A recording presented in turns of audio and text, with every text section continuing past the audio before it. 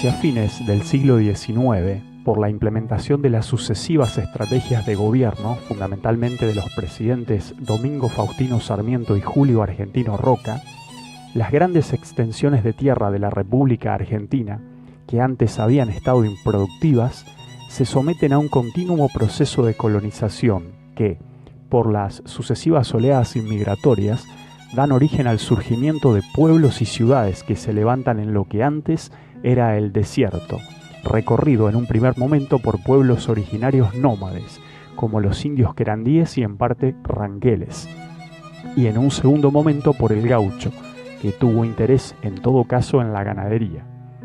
Este proceso desemboca ya a comienzos del siglo XX con enormes extensiones de tierra de la pampa húmeda dedicadas a la producción ahora agrícola, centrada en el cultivo de cereales como el maíz, que convierten a Argentina en el denominado granero del mundo.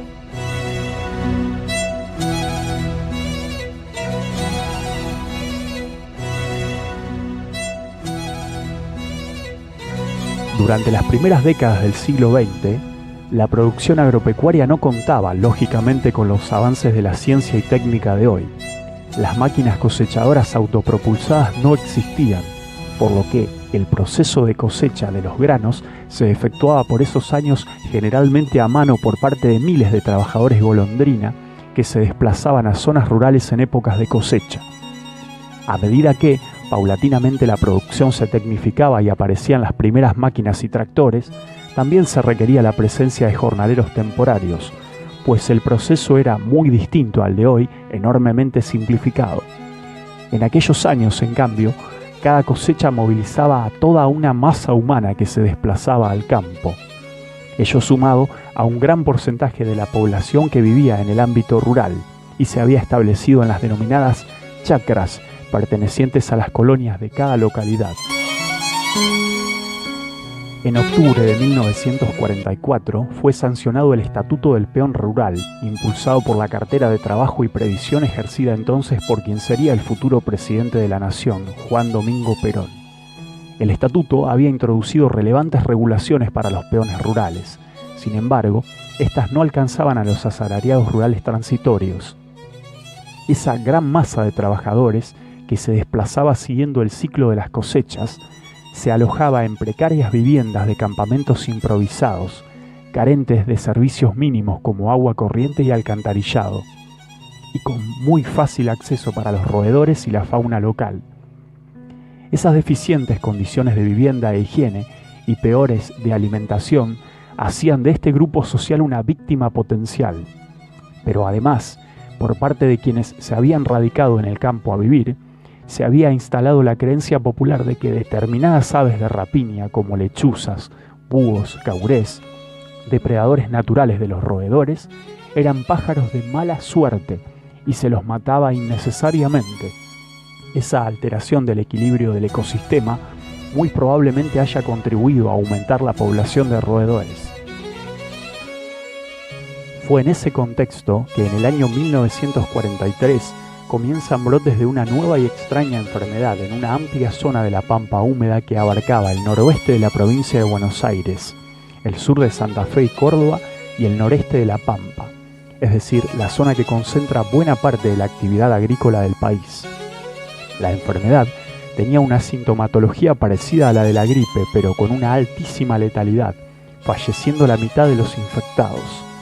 Se la comienza a denominar el mal de los rastrojos o fiebre hemorrágica argentina. A medida que transcurren los años y los brotes se suceden, el número de muertos fue creciendo, llegando a cifras elevadísimas en proporción a la cantidad de habitantes de las localidades afectadas. La enfermedad atacó a todos, sin distinción de orígenes sociales, al dueño del campo como al peón rural. Como el radio de acción de la enfermedad comprendiera uno de los territorios productivos más estratégicos en la economía de un país agroexportador como Argentina, fue un factor decisivo para que tuviera una amplia repercusión. La negativa de los peones golondrina a trasladarse, temerosos de contraer la enfermedad, incrementó por entonces el precio de los jornales y aseguradoras. Representantes de las entidades agropecuarias expresaron rotundas quejas. En paralelo, la reiteración de los brotes epidémicos y el desconocimiento de las causas de la enfermedad motivaron la conformación de distintos grupos de investigación que se dedicaron a estudiarla y combatirla.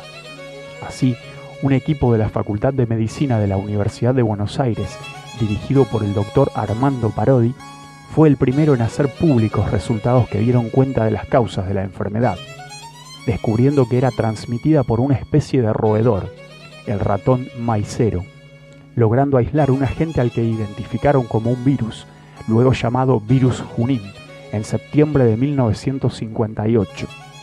La creación ese mismo año del CONICET permitió el desarrollo de las carreras de los discípulos de Parodi.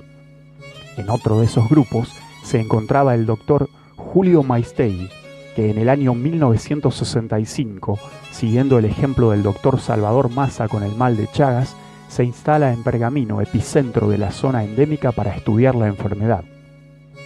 Estos grupos son los padres fundadores de la virología argentina, y que hayan hecho que este país logre identificar a la gente de una nueva enfermedad mostró la potencia científica de nuestra nación.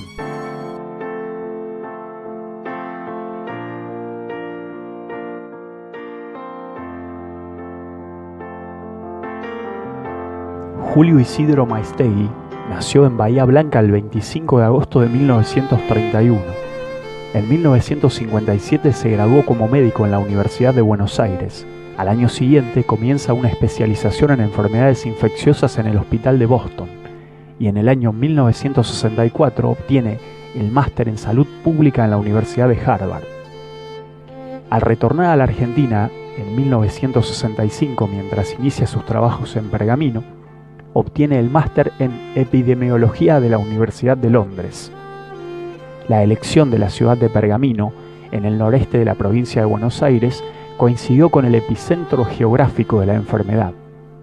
Los familiares de Emilio Ocampo, un joven pergaminense víctima de la enfermedad y perteneciente a una distinguida familia de la zona, crearon una fundación en su memoria para impulsar las investigaciones contra la fiebre hemorrágica. La Estación Experimental Pergamino del Instituto Nacional de Tecnología Agropecuaria aportó el espacio para el Laboratorio de Virología y el Hospital San José una sala para los enfermos. El equipo liderado por Maistegui se diferenció de los otros grupos científicos por generar un vínculo periódico entre la población y los investigadores. Estableció contactos frecuentes tanto con médicos rurales a los que capacitaba en la detección temprana de la enfermedad, como con los residentes, a quienes prevenían en charlas en escuelas y municipios. Las investigaciones efectuadas por este equipo comienzan a dar sus frutos en los años posteriores, logrando descubrir que la mortalidad del 30% de los pacientes que presentaban la enfermedad se reducía solo al 1% si esos pacientes eran tratados con plasma de personas enfermas y recuperadas antes del 8º día de haber contraído el mal, con lo que logran salvar miles de vidas desde su implementación. En el año 1978, fruto del trabajo del Dr. Maistegui, se crea el Instituto Nacional de Enfermedades Virales Humanas en Pergamino. Paralelamente, se intensifican los estudios en pos de obtener una vacuna para el mal. Con el retorno de la democracia y a pesar de los vaivenes profundos que sufre nuestra economía a causa de una abultada deuda externa y posterior hiperinflación, el largo proceso de obtención de una vacuna comienza a llegar a su fin hacia la culminación de la década de los años 80, luego de que el doctor médico microbiólogo Julio Barrera Oro lograra aislar en los Estados Unidos la cepa Candid 1, que fue entregada a la Argentina en 1983. El objetivo de la obtención de la vacuna efectiva ya se encontraba alcanzado y la misma comienza a fabricarse en nuestro país. Pero los impactos producidos por la crisis económica durante la década de 1990, como consecuencia de las políticas neoliberales implementadas durante los gobiernos menemistas, llevan a recortes presupuestarios que amenazan tanto la continuidad de la fabricación de la vacuna como de las obras de ampliación en el Instituto Nacional de Enfermedades Virales Humanas de Pergamino. En 1998, 4 años después de la reforma constitucional que incorpora diversos tratados sobre derechos humanos, una joven vecina de la localidad bonaerense de Azul, ubicada dentro del radio de expansión de la enfermedad, presentó un recurso de amparo fundamentado en el derecho a la salud para que se continuara impulsando la producción en el país de una vacuna gratuita contra la fiebre hemorrágica argentina.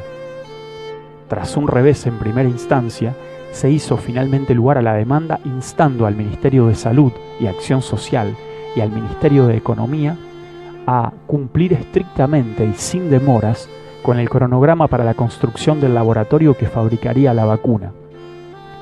Así, amparada en el reconocimiento del acceso a la salud como derecho humano inalienable, la producción local de la vacuna retomó su marcha.